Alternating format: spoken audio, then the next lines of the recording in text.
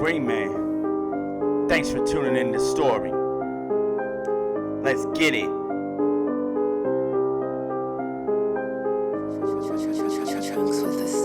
Come on, comment, like and subscribe so we can keep growing and build us a tribe. Just watch us thrive to stay alive. On that game while we look inside. Everybody came to the scene like the whole scene dirty, but we just came clean it like Tide. Ain't got no bride, I'm deep inside. Like a man on the street with a knife on my side. You think I'm filled with pride. With my lyrics I glide, with the times that I'm live. You can see how the way that I thrive. Eat me alive, ain't no way that you come in my way, cause you know that I can rise. From the bottom to the top, never stop. Out the game going on till I drop. You can see in my head I'm a rock. Living inside myself, hold it like a stock. But I ain't falling, ain't crawling. I keep hauling like I'm a truck going across this whole surface. With a purpose to live, with a time to give, with the time that I can be.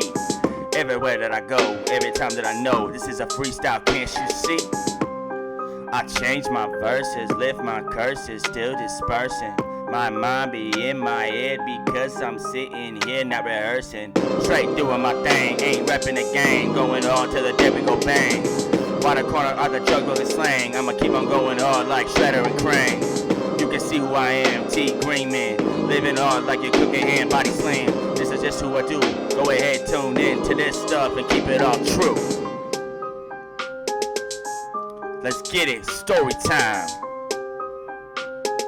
Like, subscribe, comment. Let's keep it coming. You know what I'm saying, y'all? Now let's give it up. T Green Man. What is going down, guys? Thanks for tuning into the story time. You know, today's one of those subjects that, you know, unfortunately, a lot of people in today go through, especially here in the United States. It's a huge thing, and it has been shown in statistics to be the cause for a lot of issues in children growing up and becoming violent. Most people who are violent when they grow up usually have been shown in statistics to not have both parents in the household. It's been shown in, I believe, over 80% of violent criminals had a single parent when they grew up. So it's really kind of a serious subject because, you know, not to say 80% of people who are divorced or whatever are going to be that way, but it's just shown that 80% of the people who are caught for those crimes come from that. So today, I'm going through divorce. I'm going to go through, actually went through 3 different divorces in my childhood. I went through one of, kind of one I don't really remember, and which was before I was really, able to comprehend. Then there was one that was more attached with a different father.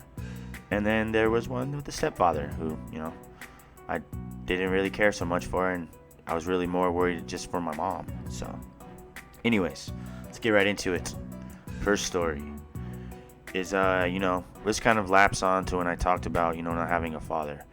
And by the way, if anybody ever thinks or gets the idea that I think I'm a victim and that's why,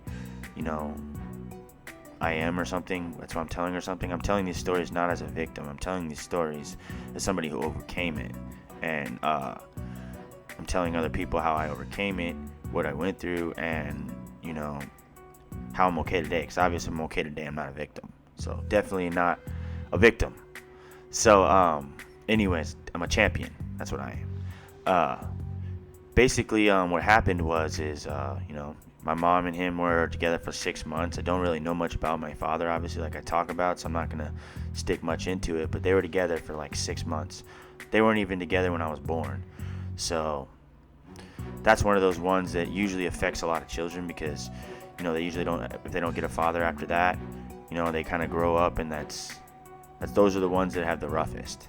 Luckily, going to the next divorce, she met my dad.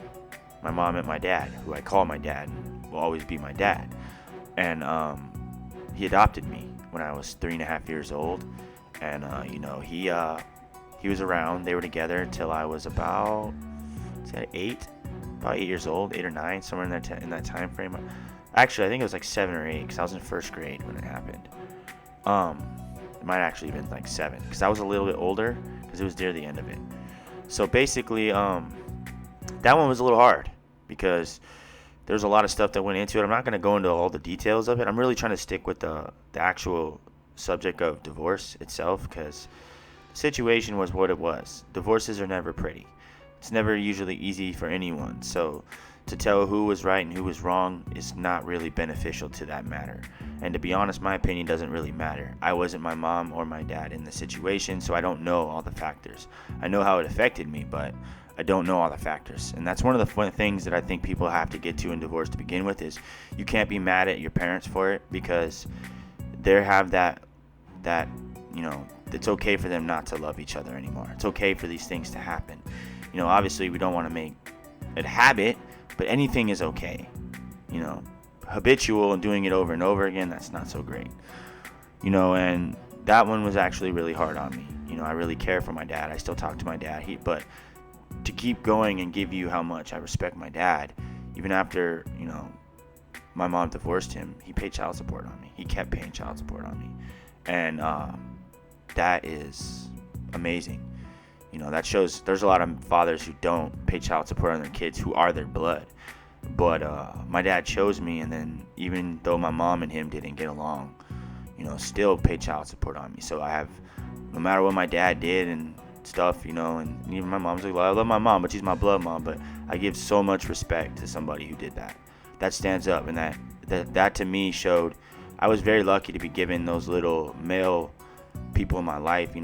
Again, not everything he did was perfect, but that's everybody's thing. Not everything I did is perfect. That's why you can go look at my stories and you'll find some good reasons how it wasn't perfect. But moving on,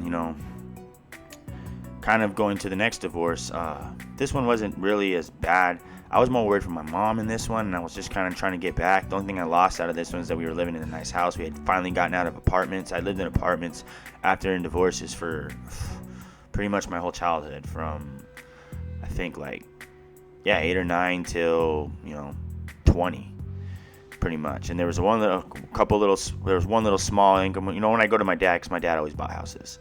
He had a very, very good job, and he could afford houses. So, but my mom, she worked like most middle class people, and she had a degree and stuff, but she didn't have all these opportunities and stuff. And I don't know her life. That's her. She'll have to tell you that herself. But she was able to provide for us. We did live in decent apartments, and it was great. But yeah. But this was that time. That was pretty much the only thing that happened to that one, is that in the time that they were married, we got to move into a house for like a year, and that was pretty cool. Especially getting into like that nicer community. Finally got to feel that the niceness of living in a big house in like the suburbs and stuff. It was cool, but short-lived. And then we moved straight to where I tell you I grew up pretty much, was right in between everything. At Tempe, South Phoenix, Guadalupe, and Ahwatukee, all within a mile of where I lived. So it was interesting growth. But that's divorce. It's very ugly for the child, and it sucks for everybody involved. The only thing that I can say from divorce that I urge to all those who go through it is there's always a positive out of everything. And, you can definitely make it through. Anyone can make it through a divorce, whether you're the one divorcing or you're the child of your parents. It's a painful, and it makes you angry. But don't get angry at the people involved, because they're doing it because they want a better life. They didn't make it together, and they didn't want to leave that toxic nature around you in your life. So they made a choice rather than what can happen to other things. Look at these domestic violences we see with stuff going beyond. If both your parents are still alive after this divorce, you're already a step above most people that have to go through some situation. So be thankful and grateful that you're here, and take that as something that you can hold on and give to somebody else. If you really want that, think of that when you have your child. Make sure you find that woman that you really love before you have a child. Do all the things that you want to see. Don't be mad at those who didn't do the things that you wanted for you. Do that for the people you love. That's how you get back that fortune and gain that love in your own life. You don't get it by telling or preaching or You know, we do these things in our life through example. You lead by example, because nobody wants to get told what to do. Nobody wants to hear what you think is better than theirs. You know, so that's why I'm not going to tell you what to do with divorce. I'm just going to tell you, be you. Don't let yourself become angry about it. It's a very sad road, but anyone can make it through. So with that, thanks for tuning into my story.